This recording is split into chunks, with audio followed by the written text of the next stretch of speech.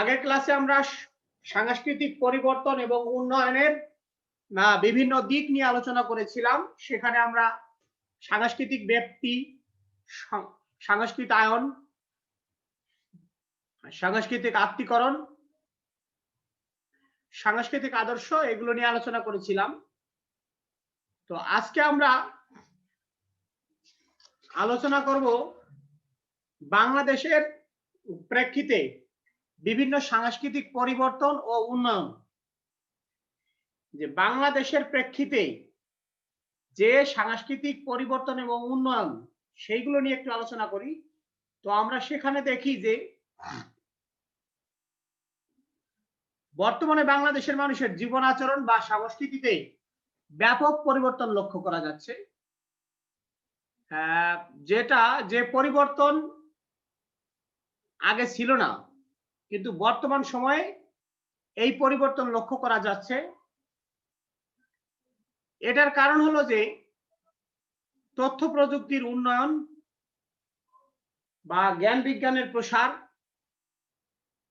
বা আধুনিকায়ন অথবা বিশ্বায়ন, যাই বলি না কেন, এই সবকিছুর ফলশ্রুতিতে বাংলাদেশের সাংস্কৃতিক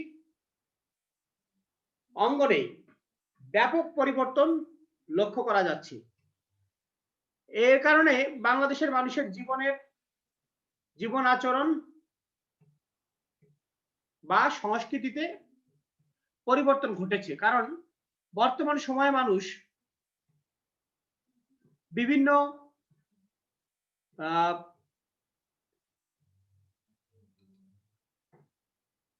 বিভিন্ন মিডিয়া, পত্র পত্রিকা, ফেসবুক, ইন্টারনেট, বিভিন্ন কিছুর কারণে এখন কিন্তু মানুষ খুব সহজেই বিদেশি সংস্কৃতির সংস্পর্শে আসতে পারছে,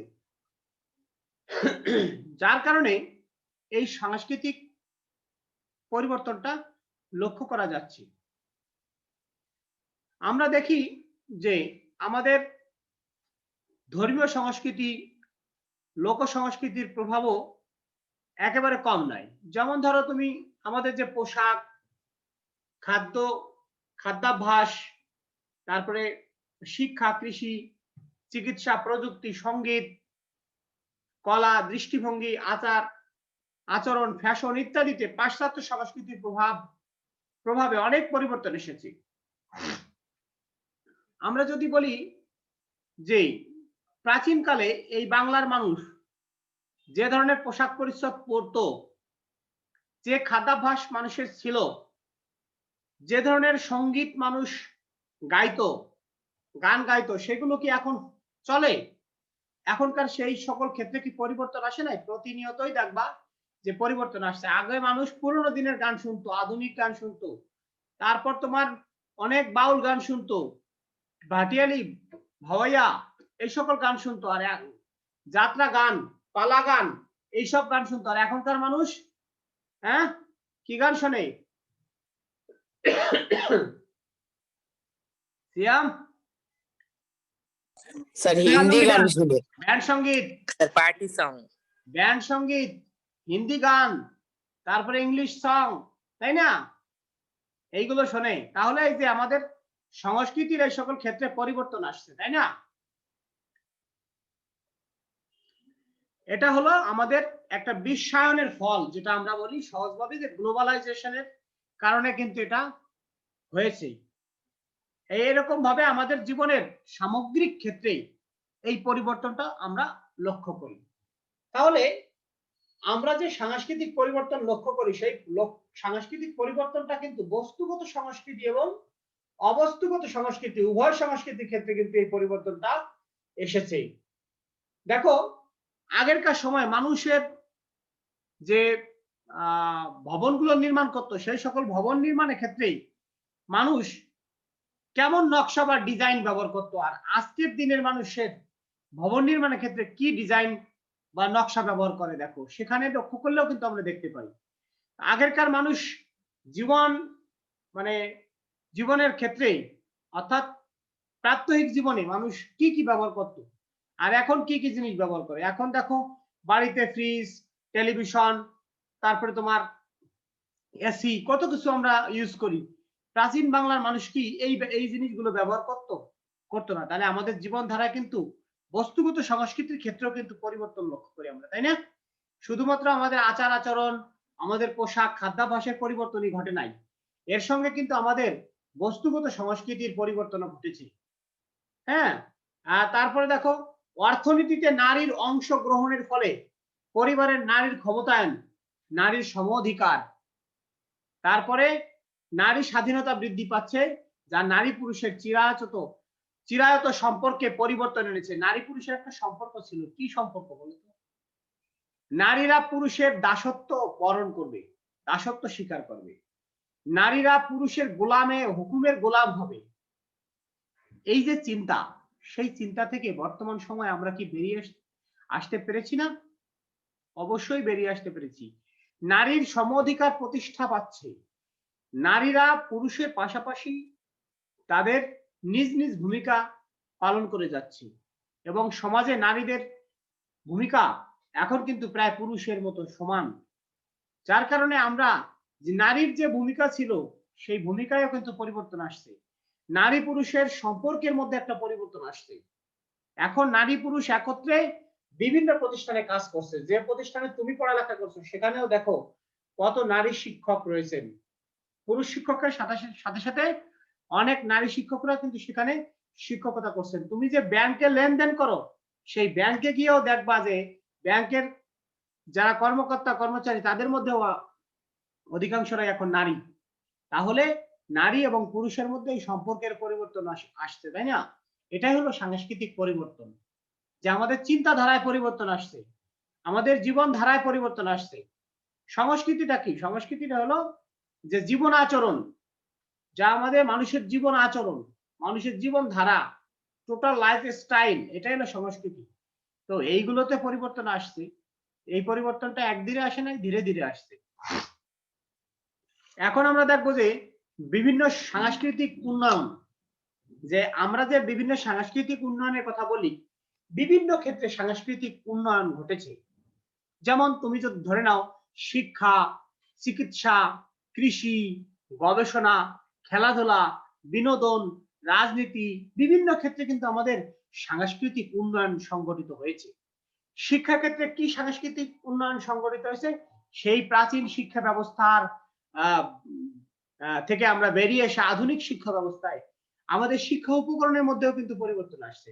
আজকের যে আমি ক্লাস নিচ্ছি তোমাদেরকে, যে মাল্টিমিডিয়া তোমার এই যে ইন্টারনেট ব্যবহার করে তোমাদের জুমে ক্লাস নিচ্ছি, এটা কি আমাদের শিক্ষা ব্যবস্থায় যে পরিবর্তন এসেছে, যে উন্নয়ন এসেছে, সেই উন্নয়নের একটা দিক আমরা বলতে পারি না? সেই উন্নয়নের একটা উদাহরণ হিসেবে আমরা বলতে পারি না? অবশ্যই বলতে পারি। আজকে তোমরা যে ক্লাসরুমে ক্লাস করছো, সেই ক্লাসরুমে কি সুন্দর ফ্যান, 6টা 7টা ফ্যান চলে, সেই ক্লাসরুমে কি সুন্দর একটা হোয়াইট বোর্ড আসছে। এই হোয়াইট বোর্ডের জায়গাটায় একটা সময় কি ছিল? একটা সময় কি ছিল? একটা সময় ছিল কাঠের তৈরি ব্ল্যাকবোর্ড, চক দিয়ে টিচাররা লিখতো। সেই চক দিয়ে লিখতে গিয়ে চকের গুঁড়ি শিক্ষকের শার্টে প্যান্টে লেগে নোংরা হয়ে যেত। আবার স্টুডেন্টরাও সেই চকের ধুলো যারা সামনে বসতো নাকে মুখে লেগে যেত। তাহলে এই যে শিক্ষা ক্ষেত্রে যে পরিবর্তনটা, যে এখন তুমি ঘরে বসে ইন্টারনেট ঘেটে ঘেটে বই পড়তে পারো, এটা একসময় ছিল না। কিন্তু শিক্ষা ব্যবস্থার যে পরিবর্তন বা উন্নয়ন, সেই উন্নয়নের ধারায় আজকে আমরা এই উন্নয়নের কারণেই কিন্তু এই সুফলগুলো আমরা ভোগ করতে পারছি। চিকিৎসা ক্ষেত্রে যে আধুনিক চিকিৎসা পদ্ধতি এখন চালু হয়েছে, এখনো কিন্তু আমরা আমাদের যে চিকিৎসা যে সুবিধাগুলো আগের তুলনায় অনেক বেশি পাচ্ছে। আগে মানুষ গ্রামের প্রত্যন্ত অঞ্চলের মানুষগুলো কিন্তু চিকিৎসা সেবা থেকে বঞ্চিত হতো, এখন কিন্তু গ্রামে গ্রামে হাসপাতাল প্রতিষ্ঠিত হয়েছে, তাই না? গ্রাম থেকে শহরে আসার জন্য যে যোগাযোগ ব্যবস্থার উন্নয়ন ঘটেছে, সহজে মানুষ দ্রুত শহরে চলে আসতে পারে, উন্নত সেবা নিতে পারে। তারপরে চিকিৎসা, যেমন রোগ নির্ণয় বলো, তারপর তোমার উন্নত ওষুধ সামগ্রী বলো, সব ক্ষেত্রেই কিন্তু তারপরে তোমার যে আমরা যেটাকে বলি যে অপারেশন, এই অপারেশনের ক্ষেত্রেও কিন্তু অনেক উন্নত চিন্তাধারা চলে আসছে। আগে মানুষ পেট কেটে পেটের ভিতর পাথর বের করতো, আর এখন লেজার ব্যবহার করে সেই পাথরকে লিকুইড বানিয়ে দিয়ে তারপর শরীর থেকে বের করে ফেলে, কোথাও কাটাছাটা করা লাগে না। তাহলে এই যে চিকিৎসা ক্ষেত্রে যে উন্নয়ন, এই উন্নয়নটা কি সাংস্কৃতিক উন্নয়নেরই একটা অংশ। এরপরে আমরা যদি বলি কৃষি ক্ষেত্রে দেখো আগে প্রাচীন চাষাবাদ পদ্ধতি ছিল, এখন কিন্তু সেখানে বৈজ্ঞানিক চাষাবাদ পদ্ধতি প্রচলিত হয়েছে। মানুষ কি করছে এখন, মানুষ এখন আর আগের মতো প্রাচীন পদ্ধতিতে চাষাবাদ করছে না। মানুষ এখন 1 ঘন্টায় কয়েক বিঘা জমি চাষ করে ফেলতে পারে। তারপর তোমার উন্নত বীজ, সার, কীটনাশক চলে আসছে, যার কারণে কি হচ্ছে একই জমিতে বছরে কয়েকবার ফসল উৎপাদন করা যাচ্ছে। যে জমিতে আগে বছরে 2 বার ফসল হতো, দেখা যেত যে 2 বার মিলে 50 মণ ধান উৎপাদন হতো না, সেখানে একবারে 100 মণ করে ধান উৎপাদন করতেছে এবং বছরে 2 থেকে 3 বার ধান উৎপাদন হচ্ছে। তার মানে এক বছরে 150 মণ ধান উৎপাদন করা যাচ্ছে, যেখানে আগে 50 মণ ধান হতো না। আর এই যে উৎপাদনের ক্ষেত্রে একটা ব্যাপক পরিবর্তন আসছে। তার মানে আমরা বলতে পারি কি কৃষি ক্ষেত্রে ব্যাপক পরিবর্তন আসছে। এরকম ভাবে গবেষণা, খেলাধুলায় দেখো কি পরিবর্তন আসছে, তোমরা নিজেরাই তো উপলব্ধি করতে পারছো যে আগেরকার মানুষের খেলাধুলার, ম্যারাডোনার সেই সময়কার খেলাধুলা দেখলে আর এখনকার ফুটবল খেলা দেখলে তোমার কাছে কেমন লাগবে? যে তখনকার মানুষ ফুটবল খেলতো কিভাবে আর এখন মানুষ কিভাবে খেলে, তখনকার মানুষ কিভাবে স্টেডিয়ামটা কেমন ছিল আর এখনকার স্টেডিয়াম কেমন হয়েছে। তখনকার মানুষ ফুটবল খেলা দেখতো টিভির সামনে, একটা সাদা কালো মনিটরের টিভি, সেই টিভির সামনে দাঁড়াইয়া শত শত মানুষ ভিড় জমাইয়া খেলা দেখতো। গ্রামে একটা মাত্র টিভি বা 2টা টিভি থাকতো সেখানে মানুষ, আর এখন ঘরে বসে বিশাল একটা ওয়ালের মতো একটা মানে টিভি টানিয়ে দিয়ে বিশাল মনিটরে 43 ইঞ্চি, 48 ইঞ্চি, 56 ইঞ্চি মনিটর চাপ টেনে দিয়ে সেখানে বসে বসে আরামসে সোফায় বসে খেলা দেখি। তাহলে এই যে বিনোদন, যেটাকে আমরা বলি খেলাধুলা, বিনোদন, এইসব ক্ষেত্রে রাজনীতি, শিল্প, সাহিত্য, বৈদেশিক সম্পর্ক, যে আমাদের যে ইন্টারন্যাশনাল যে রিলেশন, সেখানে কিন্তু একটা মানে আমাদের পরিবর্তন আসছে, উন্নয়ন আসছে। এখন আমরা এক দেশের সাথে অন্য দেশের সাথে, এক দেশ অন্য দেশের সাথে খুব সহজে দ্রুত গতিতে আমরা যোগাযোগ করতে পারি। আমাদের কূটনৈতিক সম্পর্ক খুব ভালো তৈরি হয়, খুব তাড়াতাড়ি মানে কূটনৈতিক সম্পর্ক তৈরি হয়ে যায় এবং বিদেশের সাথে বিভিন্ন বিষয়ে লেনদেন বা পরামর্শ এগুলো আমরা খুব সহজে করতে পারি। তার মানে সকল ক্ষেত্রে একটা উন্নয়ন আসছে, এটাই হলো আমাদের সাংস্কৃতিক উন্নয়ন। হ্যাঁ, তারপরে বিভিন্ন পাশ্চাত্য সংস্কৃতির অনুসরণে আমাদের দেশে বিভিন্ন ব্যাংক, বীমা প্রতিষ্ঠান, হাসপাতাল, রেস্টুরেন্ট, হোটেল। কূটনৈতিক মানে কি? কূটনৈতিক মানে এক দেশের সাথে অন্য দেশের যে রাজনৈতিক সম্পর্ক, সরকারের মানে এক দেশের মানে সরকারের সাথে অন্য দেশের সরকারের যে সম্পর্ক, সেটা হলো কূটনৈতিক সম্পর্ক। মানে এটা তুমি আমি করলে হবে না, এটা সরকারের পক্ষ থেকে হতে হবে। যেমন ধরো আমাদের দেশে যে সকল বিদেশি তোমার ইগুলো আছে, মানে এম্বাসি গুলো আছে, সেই সকল এম্বাসির মাধ্যমে কিন্তু আমরা আমাদের ই করবো। যেমন বাংলাদেশে ধরে নাও যুক্তরাষ্ট্রের আছে তোমার এম্বাসি আছে এখানে, সেখানে আমরা আমাদের বিষয়গুলো বললাম, তারা তাদের দেশের সরকারকে সেটা জানালো, এইভাবে আর কি, বুঝছো? সরকার তো সরাসরি জানে না, তাই না? এইটাকে হলো কূটনৈতিক সম্পর্ক বলে। অর্থাৎ সরকারের সাথে সরকারের যে সম্পর্ক, হ্যাঁ, এটাকে বলে কূটনৈতিক সম্পর্ক। হ্যাঁ, এই সম্পর্কগুলো কিন্তু এখন খুব দ্রুত। তারপরে দেখো পাশ্চাত্য সংস্কৃতির অনুসরণে আমাদের দেশে বিভিন্ন ব্যাংক, বীমা প্রতিষ্ঠান, তারপরে হাসপাতাল, রেস্টুরেন্ট, হোটেল, প্রাইভেট বিশ্ববিদ্যালয়, বহুজাতিক কোম্পানি, হ্যাঁ, যেটাকে মাল্টিন্যাশনাল কোম্পানি বলে, আধুনিক বিপণী বিতান প্রভৃতি সম্প্রসারণ হয়েছে। আমরা কি আমাদের দেশে 80 দশকের আগে কি এতগুলো ব্যাংক ছিল? আমাদের দেশে কয়েকটা মাত্র ব্যাংক ছিল। এখন দেখো গলিতে গলিতে সব জায়গায় ব্যাংকিং সেবা পৌঁছায় গেছে। আমাদের এলাকায় দেখবা কয়েকটা এটিএম বুথ আছে ব্যাংকিং করার জন্য। তোমার আর কষ্ট করে অনেক দূরে গিয়ে টাকা উঠাতে হবে না, টাকা জমা দেওয়া, টাকা উঠানো, সবকিছু অনেক সহজ হয়ে গেছে। এই যে ব্যাংকিং বলো, বীমা প্রতিষ্ঠান, হাসপাতাল, রেস্টুরেন্ট, তুমি এখন দেখো হাসপাতাল, তোমার ঘরের সামনে হাসপাতাল চলে আসছে। হ্যালো, আসসালামু স্যার। জি স্যার, জি স্যার, ভালো। না স্যার, সমস্যা নেই, আমি ওই যে কালকে ওটা লাগাই দিয়ে আসছিলাম সিট প্ল্যানিং গুলো। 311 নম্বর রুমে প্রথম যে রুমটা, মানে লিফটে উঠে প্রথম যে রুমটা, ওই রুমের আমি ওইটা লাগাইছি। আর হচ্ছিল ওই যে হ্যান্ড স্যানিটাইজার ওইটা আমি এই যে আমার পাশে দোকান আছে তো ওখান থেকে একটু পরে গিয়ে আমি কিনে নিয়ে আসবো। আর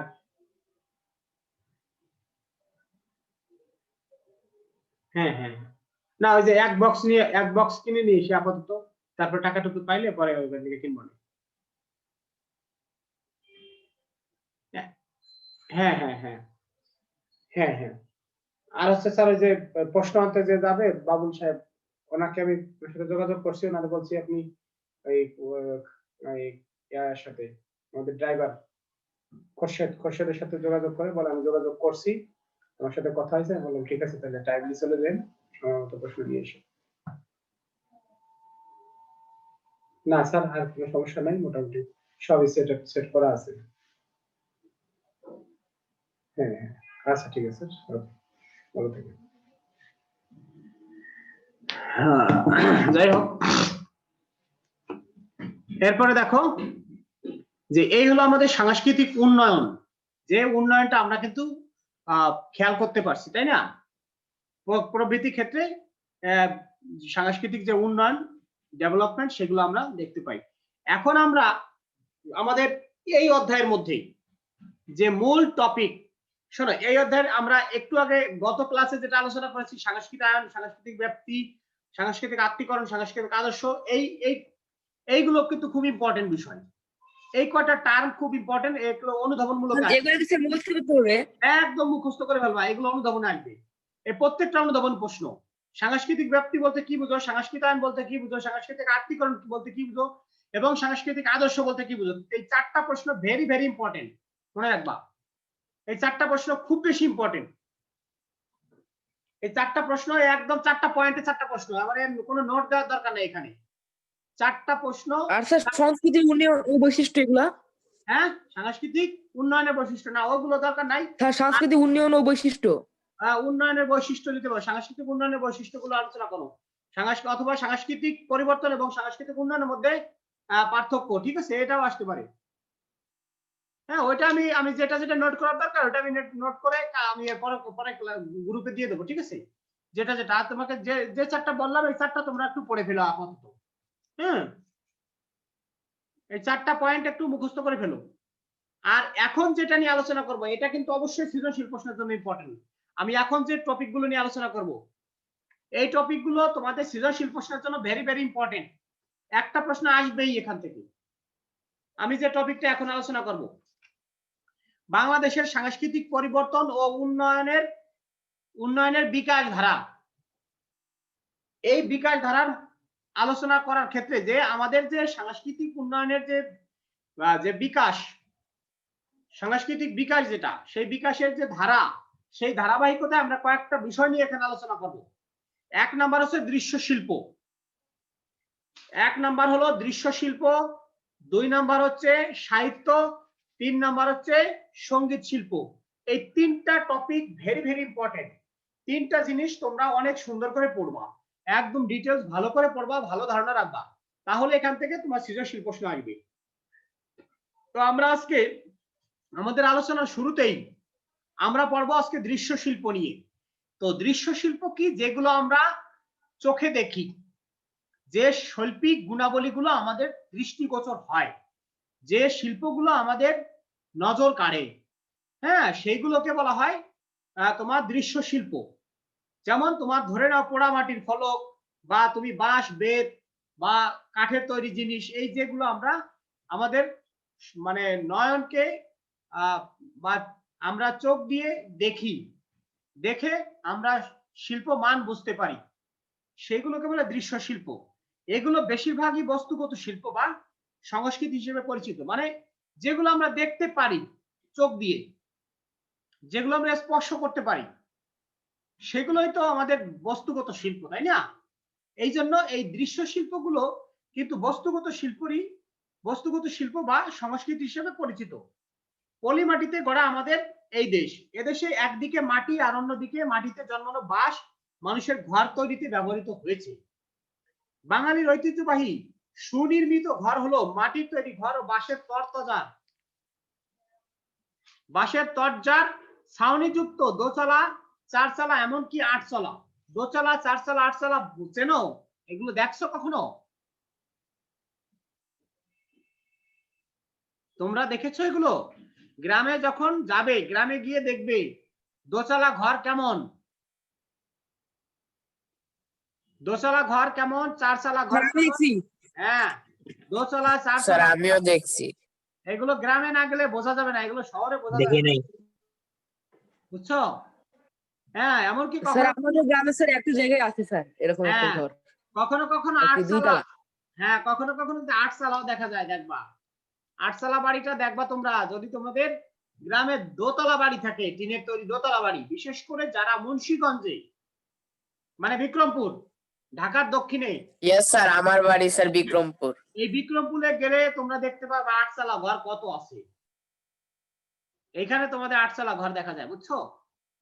কখনো কখনো বাঁশের কাঠামোর উপর শন দিয়ে চাল ছাওয়া হয়েছে, এখানে তোমরা দেখতে পাবা গ্রামে গেলে যে বাঁশের তৈরি কাঠামো এবং তার উপর হলো সন দিয়ে, সন এই যে ধান হয় না, ধানের খড়, খড় দিয়ে অথবা সন, এইগুলো দিয়ে ছাউনি দেওয়া হয়।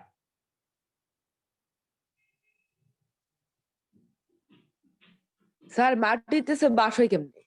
হ্যাঁ, বাঁশ দিয়ে, মাটিতে বাস হয়? বাঁশ দিয়ে মাটির ভেতরে ঢুকিয়ে অথবা তোমার নিচে থেকে ওই যে দিয়া ক্লামের উপরে বসিয়েও করা যায়, মাটি দিয়ে বাঁশ, মাটির ভিতরে বাঁশ পুঁতে তারপর ওটা সোজা করে উপরে তারপর চাল দেওয়া হয়, উপরে ছাউনি দেওয়া হয়, বুঝছো? কিন্তু বাঁশের বেড়া, বাঁশের তোমার এই খাম থাকবে বাঁশের, ঠিক আছে, এইভাবে এটা দিয়েও করা যায় এবং এটা দিয়ে অনেক জায়গায় করে, ঠিক আছে। এখন দেখো, এক সময় শাসন নদীর মাটির তৈরি ইট দিয়ে মন্দির বানানো হয়েছে, তবে এক্ষেত্রে শিল্প মূল্যে সবচেয়ে বেশি গুরুত্ব হচ্ছে মাটির ফলক বা পাত তৈরি করে তাতে ছবি অঙ্কন করে পুড়িয়ে স্থায়ী রূপ দেওয়া, বুঝছো? মাটির ফলক বা পাত তৈরি করে এই মাটিতে মাটির উপরে ছবি আঁকা হতো, ছবি আঁকি এঁকে এটা তারপরে কিছু পোড়ামাটির ফলক? হ্যাঁ বলো। এইটা কিছু পোড়ামাটির ফলক?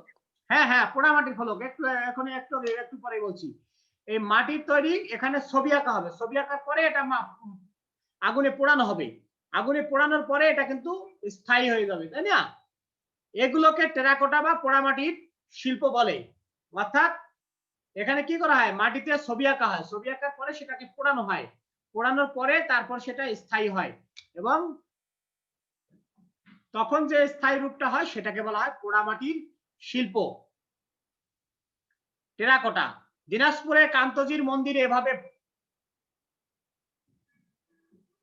দিনাজপুরের কান্তজির মন্দিরে এভাবে পোড়ামাটির শিল্পকর্মে রামায়ণের কাহিনী সহ নানা সামাজিক জীবনের চিত্র ফুটে উঠেছে।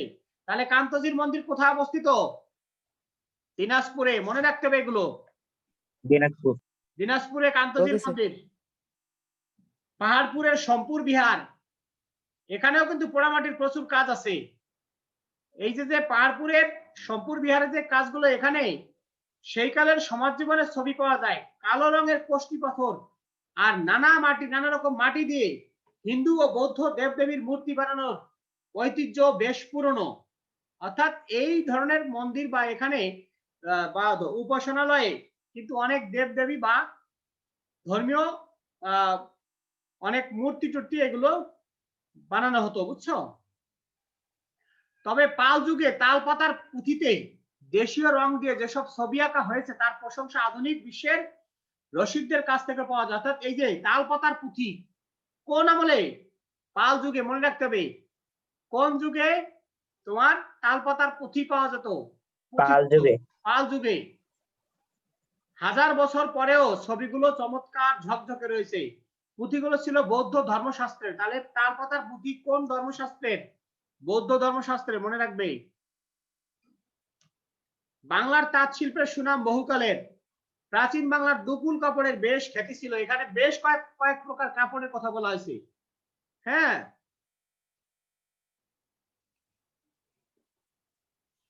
কৌটিল্য বলেছেন কুণ্ড দেশের মানে উত্তরবঙ্গের দুকুল শ্যামবর্ণ এবং মণির মতো মসৃণ, মানে শ্যাম মানে কি বলতো? শ্যাম মানে সাদা, তাই না? এই যে দুকুলটা কেমন, দুকুল শাড়িটা দুকুল শাড়ি কেমন? শ্যামবর্ণ। আর চোখের মণি আছে না আমাদের স্যার শ্যাম চোখে? মানে কালো না? হ্যাঁ, শ্যাম মানে কি? কালো না? শ্যাম মানে এখানে তো শ্যামবর্ণ বলতে সাদাই বোঝাইছে। কৃষ্ণ মানে কালো। কি স্যার? কৃষ্ণ মানে কালো, শ্যাম মানে তো সাদা। শ্যাম সুন্দর। স্যার তাহলে স্যার মানুষ শ্যামলা বলে কেন? শ্যামলা মানে ফর্সা। স্যার শ্যামলা মানে তো স্যার ফর্সা বলে না, আর কি ফর্সা কিন্তু স্যার শ্যামলা ফর্সাই মানে বলে। তো কালোই বলে। স্যার স্যার একটু মাঝারি শ্যামলা কিছু মানে বলি স্যার, কালো আর কালো না সাদার সাদাও না, মিশ্রণ। এরকম মাঝারি। কালো আর সাদার মিশ্রণ নাকি? পুরোপুরি সাদাও না নাকি? ইয়েস স্যার, ইয়েস এমনই। স্যার, তাই তো স্যার বলি। শ্যাম সাদা আর কালোর হাইব্রিড। সাদা আর কালোর কম্বিনেশন।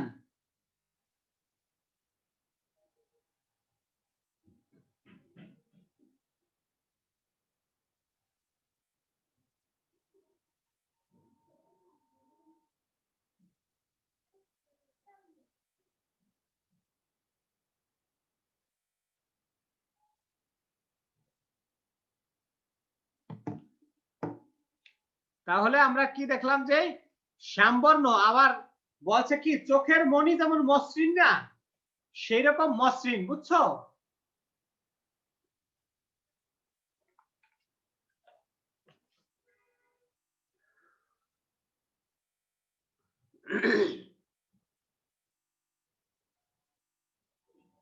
কিন্তু এই যে দুকুলের যে শ্যামবর্ণ, বুঝছো, দুকুলের শ্যামবর্ণের ওখানে যে আমি পড়েছিলাম, ওখানে সাদা বলা হয়েছে, বুঝছো? ইন্টারনেটে আমি দেখলাম এই দুকুল শাড়ির যে বর্ণনা, সেখানে ছিল সাদা এবং মসৃণ, খুবই মসৃণ। তো এখানে শ্যামবর্ণ বলতে আসলে কোনটা বুঝেছে আমি ঠিক বুঝতেছি না। তো এখানে শ্যামবর্ণ, শ্যাম মানে তো বেসিক্যালি মানে কালো, কিন্তু এখানে দুকুলের যে বর্ণনা ছিল সেই বর্ণনার মধ্যে কিন্তু শ্যামবর্ণ ওখানে সাদা এবং মসৃণ বলছিল, বুঝছো? যাই হোক, পরে আমি আর একটু দেখে নেই, দেখে তারপরে তোমাদেরকে এরপরে ক্লাসে আবার জানাবো যে এখানে দুকুলের যে বর্ণনা এই ক্ষেত্রে কি বলছে, আমি একটু দেখে নেই। দুকুল ছিল খুব মিহি, আর ক্ষৌম বস্ত্র একটু মোটা। ক্ষৌম বস্ত্র হলো অনেক প্রাচীনকালে ছিল, বুঝছো? এগুলো এক ধরনের কাপড়, মানে গাছের এক সময় তো অনেক আগে, আধুনিক মানে একেবারে কি বলবো, অনেক অতি অতি প্রাচীনকালে মানুষ কিন্তু বিভিন্ন গাছের বাকল পরিধান করত। তো এই যে যে বিভিন্ন গাছের বাকল, এখানে যে আঁশগুলো থাকে, এই আঁশ থেকে, যেমন ধরো তোমার পাট, তারপরে রেশম, এই যে যে আঁশ, এই আঁশ থেকে আঁশগুলোকে আলাদা করে সেখান থেকে তারা কাপড় তৈরি করত। হ্যাঁ, এই ক্ষম্য বস্ত্র একটু মোটা, পত্রন নামে এন্ডি বা মুগা জাতীয় সিল্ক তৈরি করা হতো মগধ এবং পুণ্ডে। অর্থাৎ এই যে সিল্ক, একটা হলো পত্রন নামে এন্ডি বা মুগা জাতীয় সিল্ক তৈরি করা হতো মগধ এবং পুণ্ডে। সেকালে এদেশের দুকুল, পত্রন, ক্ষৌম ও কার্পাস কাপড় বিদেশে রপ্তানি করা হতো। অর্থাৎ আমাদের দেশের যে কাপড়গুলো ছিল, এই কাপড় কিন্তু তখনকার সময় বিদেশে রপ্তানি করা হতো। বাংলার বিভিন্ন সময় যেসব কাপড় উৎপন্ন করা হতো, তার মধ্যে উল্লেখযোগ্য হচ্ছে কয়েকটা কাপড়, দেখো তুমি এগুলো মনে রাখবা, কারণ এগুলো হচ্ছে বহুপদী সমাপ্তি সূচক প্রশ্নের ওখানে কিন্তু আসে। যেমন খাসা, এলাচি, হামাম, চৌতা, উতানি, সুশিজ, কোষা, মলমল, দুরিয়া, তারপরে শিরবান্ধ ইত্যাদি। বাংলার বিখ্যাত মসলিন কাপড় এতই সূক্ষ্ম উন্নত মানের ছিল যে এ কাপড় নিয়ে বহু কাহিনী এবং কিংবদন্তির সৃষ্টি হয়েছিল। বাংলার এ শাড়ির খ্যাতিও বহুকালের। সিল্ক, জামদানি, টাঙ্গাইল, মসলিন, গরদ ইত্যাদি এখনো সুপরিচিত। অর্থাৎ এখনো কিন্তু তোমরা মসলিন কাপড়ের নাম জানো, তারপর তোমার বিভিন্ন জামদানি শাড়ির নাম জানো।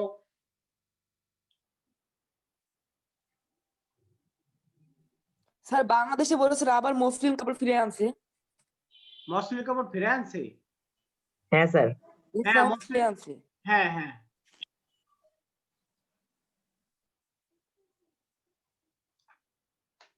তারপরে দেখো এইগুলো হচ্ছে কিন্তু সবই কিন্তু দৃশ্য শিল্প, বুঝছো? এই যে যে তোমার শাড়ি, তারপরে তোমার তালপাতার পুঁথি বলো, পোড়ামাটির ফলক বলো, ঠিক আছে, এগুলো সবই কিন্তু আমাদের দৃশ্য শিল্পের মধ্যে, মনে রাখতে হবে। এরপরে নকশি কাঁথা, যে নকশি কাঁথা, কাঁথার উপরে বিভিন্ন ডিজাইন করা হয়, তাই না? গ্রামের মহিলারা ঘরে বসে কাঁথা সেলাই করে, তাতে তাদের কি করে, তাদের যে শৈল্প জ্ঞান আছে, শৈল্পিক যে দক্ষতা আছে, সেইগুলো তারা ফুটিয়ে তোলে, গ্রামীণ জীবনের চিত্র তারা ফুটিয়ে তোলে, তাদের কল্পনায় যে জিনিসগুলো আসে সেই জিনিসগুলো তারা সেখানে মনের অজান্তে তারা কি করে, সেখানে ডিজাইন বা নকশার মাধ্যমে ফুটিয়ে তোলে। বিভিন্ন কল্প কাহিনী, যেমন মনে করো যে তোমার পালকিতে করে নিয়ে যাচ্ছে বর জামাইকে, ঠিক আছে, সেই ছবি, তারপরে গ্রামে মাছ ধরা, জেলের মাছ ধরা কাহিনী ইত্যাদি বিভিন্ন গ্রামীণ বাংলার যে ছবিগুলো, সেই ছবিগুলো তারা এই নকশি কাঁথায় ফুটিয়ে তোলে। নকশি কাঁথাও কিন্তু একটা দৃশ্য শিল্পের অংশ। এছাড়া তোমার আছে কাঠের কাজ, কাঠের কারুশিল্প, শঙ্খের কাজ, বাঁশ বেত শোলার কাজেও বাংলার মানুষ যেমন দক্ষতা দেখিয়েছে, তেমনি তাদের সৃজনশীল মনের প্রকাশও ঘটিয়েছে। কিন্তু এইগুলো হচ্ছে সবে আমাদের দৃশ্য শিল্পের মধ্যে চলে আসবে। এরপরে আমরা আলোচনা করব সাহিত্য শিল্প। দৃশ্য শিল্পের পরে এই সাহিত্য শিল্পের অনেকগুলো বিষয় আছে, তোমার মনে রাখতে হবে যে কোন কোন গান কোথায় কোথায় ছিল, কারা সেই সকল গান গাইতো, ঠিক আছে, কোন গানের রচয়িতা কে ছিল, এগুলো কিন্তু মনে রাখতে হবে তোমাদেরকে। হ্যাঁ, যেমন বাংলা সাহিত্যের আদি নিদর্শন কোনটি? চর্যাপদ, তাই না? বাংলা সাহিত্যের আদি যে নিদর্শন সেটা হলো চর্যাপদ। হ্যাঁ, পণ্ডিত হরপ্রসাদ শাস্ত্রী চর্যাপদ আবিষ্কার করেছিলেন, তাই না? নেপালের রাজদরবার থেকে হরপ্রসাদ শাস্ত্রী, মনে রাখতে হবে। আর ডক্টর মোহাম্মদ শহীদুল্লাহ এই চর্যাপদের কাল নির্ণয় করেছেন। তিনি গবেষণা করে জানান প্রায় 1200 বছর আগে বৌদ্ধ সাধকরা এগুলো লিখেছেন। এবং এই যে চর্যাপদ, এই চর্যাপদের অন্যতম রচয়িতাদের মধ্যে অন্যতম হলো স্যার কাল নির্ণয় করে কিভাবে? লুইপা এবং কান্নপা গবেষণা করে। ডক্টর মোহাম্মদ শহীদুল্লাহ একজন গবেষক, ভাষাবিদ, বহু ভাষাবিদ। তিনি গবেষণা করেছেন যে এই ভাষা, যে ভাষায় এগুলো লেখা হয়েছিল, ওই ভাষাটা কখন প্রচলিত ছিল। তারপরে বিভিন্ন কিছু, তিনি অনেক কিছু বিষয় নিয়ে গবেষণা করে তিনি স্যার উনি কিছু টাইম মেশিন দিয়ে গেছিল। হ্যাঁ বলো।